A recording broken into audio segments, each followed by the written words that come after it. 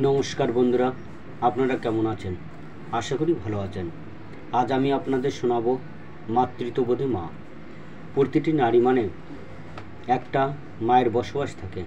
প্রতিটি নারী মন মাতৃত্ববোধ নিয়ে জন্ম নেয়।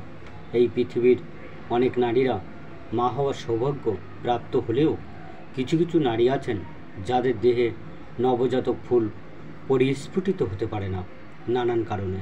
তাই বলে কি তারা মা নয়? তারা মা হতে পারবে না? শুধু কি একটা নারী গর্ভে পরিস্ফুটিত হলেই একজন নারী মা হতে পারে? সেই নারী যার কোল আলোকিত করে একটা শিশুর জন্ম হয়নি, সে কি মা নয়? বা সেই পিতা যার ছোট শিশুটার জন্মকালেই জন্মদাত্রী মা পরলোকে গমন করেছেন, সেই বাবা কি সেই শিশুর জন্য মা না? সেই পিতার মনে কি মায়ের মতন মমতা মাতৃত্ব বোধ নেই? সেই বাবা কি মা হতে পারে না? যে নারীর শিশুটি জন্মের পরই মৃত্যুর স্বাদ নিয়েছে, হয়তো আর শিশুর মুখ দেখবার আশা নেই, সেই নারী কি মা নয়? সেই নারী মনা মানুষ যাকে লোকে নানান নামে রাখে, সেই মনে কি মায়ের স্নেহ হতে পারে না? সে কি মা হতে পারে না? মা শুধু জন্মদাত্রী নয়, একজন মা একটা শিশুর ভাষা, শিক্ষা, জ্ঞান, বিজ্ঞান। একটা শিশু মায়ের চোখ দিয়েই এই পৃথিবী দেখতে শুরু করে। মায়ের কোলেই স্পর্শ প্রাপ্তির আবেগ প্রথমবারের মতো অনুভব করে। মায়ের কাছ থেকে কথা বলা শেখে। মায়ের কাছ থেকেই শেখে এই পৃথিবীকে সুন্দর চোখে দেখতে পাওয়ার ক্ষমতা।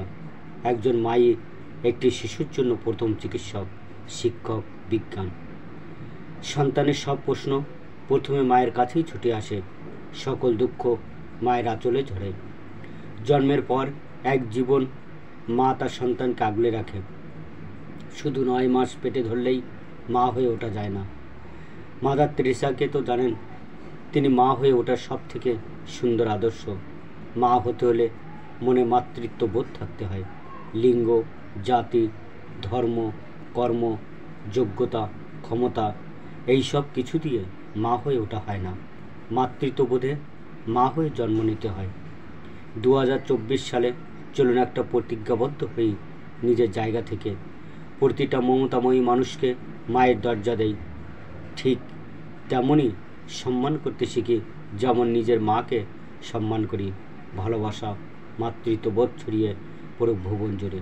বন্ধুরা, আজ এই পর্যন্ত। বিষয়টি কেমন লাগলো অবশ্যই কমেন্ট করে জানাবেন। আর প্লিজ চ্যানেলটি সাবস্ক্রাইব করে দেবেন। আর পাশে থাকা বেল আইকনটি অবশ্যই প্রেস করতে ভুলবেন না। নমস্কার।